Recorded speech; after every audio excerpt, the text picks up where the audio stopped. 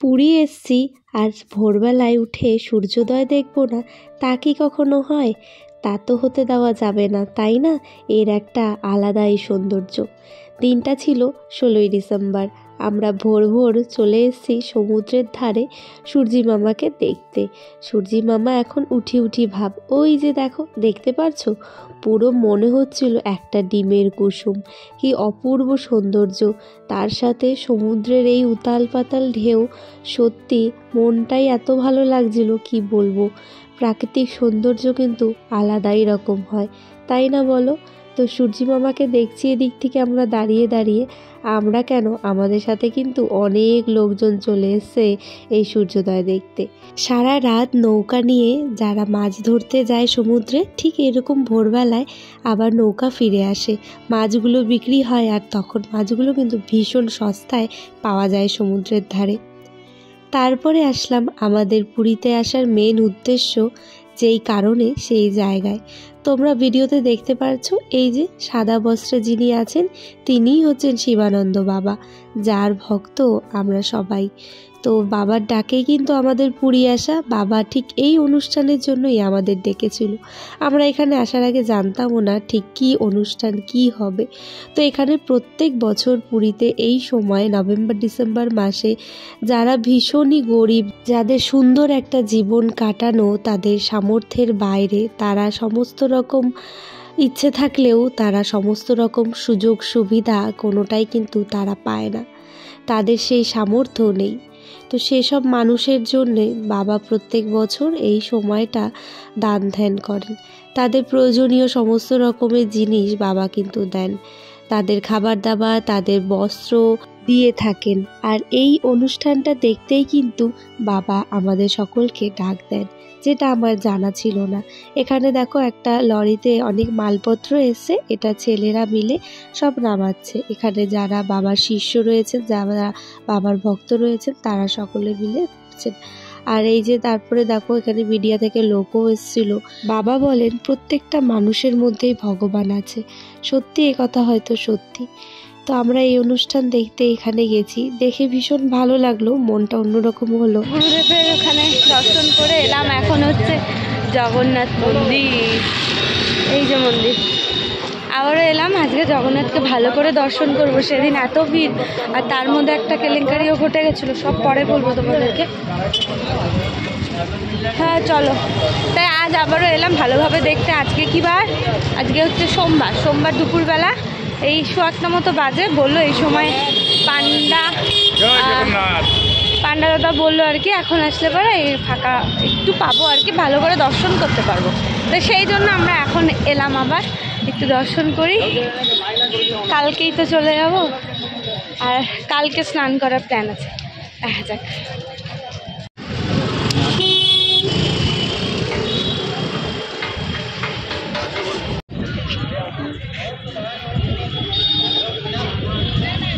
কি যে শান্তি লাগে এখানে, সত্যি এতটা শান্তি লাগে, মনে হয় যেন নিজের সমস্ত কষ্ট দুঃখ সব দূর হয়ে যাবে এখানে এলে।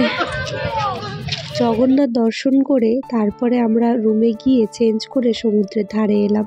ভেতরে কোনো ভিডিও ফটো করতে পারিনি, কারণ ফোনটা ওখানে অ্যালাউ থাকে না, সেই জন্য। তো আজ জগন্নাথকে সত্যি মন প্রাণ ভরে দেখেছি, আর জানি না যখন দেখছিলাম অঝরে কেঁদেছি, এত ভালো লাগছিল বলার বাইরে। আমি এত বছর ধরে পুরী যাই, কিন্তু এবছর আমি জগন্নাথ দর্শন করেছি, সত্যি একদম মন প্রাণ জুড়িয়ে গেছে। আমাদের যে দাদা, যে পান্ডা দাদা ছিল, সত্যি একমাত্র সেই দাদার জন্য এত সুন্দরভাবে জগন্নাথ দর্শন করতে পেরেছি। তোমাদেরকে সেই আমি পান্ডা দাদার ফোন নাম্বার দিয়ে দেবো, তোমরা অবশ্যই যারা পুরীতে যাবে এই দাদার সাথে কন্ট্যাক্ট করে নিও। তোমাদের কোনো রকম কোনো প্রবলেম হবে না, এত সুন্দরভাবে সব কিছু হবে। আর এই দাদার কোনো কিন্তু দক্ষিণা নিয়ে চাহিদা নেই, আমাদের এত হেল্প করেছে। দাদা না থাকলে সত্যি এত সুন্দর করে জগন্নাথ দর্শন করতে কিন্তু পারতাম না। তো দেখো সমুদ্রের ধারে এসেছি, সবাই একটু এখন মানে ওই পায়ে জল ছোঁয়ানো, আর তার সাথে আমি নিজে একটু ফটো তুলবো, তো এইসব করতেই এসেছি। আর তোমাদের দাদা এখন হচ্ছে রুমে, তো ও বলছে ওর ভালো লাগছে না, ও একটু রেস্ট নেবে, ওর এনার্জিও শেষ। তো রুমে, কিন্তু আমি চলে এসেছি আমার ফুল এনার্জি, কারণ আমি সত্যি ঘুরতে ভালোবাসি, আনন্দ করতে ভালোবাসি, শখ ফুর্তি এগুলো করতে আমি ভালোবাসি। যেরকম সংসার সামলাই, সংসারে সমস্ত কাজকর্ম সবটা করি, সেরকম আমি আনন্দ ফুর্তি করতেও ভালোবাসি। কখনো কোনো কাজ, কোনো আনন্দ যেটাই বলো না কেন, আমি কোনো কিছু থেকেই দূরে থাকি না। আমার ভালো লাগে সবটা নিয়ে চলতে। জীবনে হাসি, কান্না, আনন্দ, মজা সবটা নিয়ে চলতে হয়, তবেই না জীবন সুন্দর হয় বলো। জীবন তো একটাই, আর আমাদের এই জীবনে কিন্তু একটা নির্দিষ্ট সময় পর্যন্তই আমরা এই পৃথিবীতে থাকতে পারবো। তাই যতদিন আছি আমাদের নিজেদের শখ ফুর্তি, আনন্দ সমস্ত কিছুটা নিয়ে চলতে হয়, নয়তো বেঁচে থাকার কি মানে, তাই না? তাই জন্য আমি চলে এসেছি এগুলোই করতে। তো সেদিন ছবিগুলো খুব সুন্দর উঠেছিল, কিন্তু আমার বরটা ছিল না সাথে, তাই তখন ওর সাথে ছবিগুলো তোলা হয়নি, নয়তো খুব সুন্দর ছবিগুলো উঠেছিল।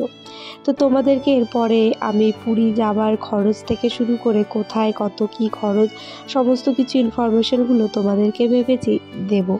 কতটা কমে কিভাবে তোমরা পুরী ঘুরতে পারবে, কম খরচে পুরী ঘোরার আইডিয়া তোমাদের সাথে আমি শেয়ার করব। এই ভিডিওগুলো শেষ হয়ে যাক, এই ব্লগগুলো শেষ হয়ে যাক, তারপর তোমাদের সাথে সেই ব্লগগুলো কিন্তু দেবো আর কি। আর আমার ভীষণ ঠান্ডা লেগেছে, তাই জন্য ভয়েস দিতেও খুব প্রবলেম হচ্ছে, তো তোমরা একটু অ্যাডজাস্ট করে নিও।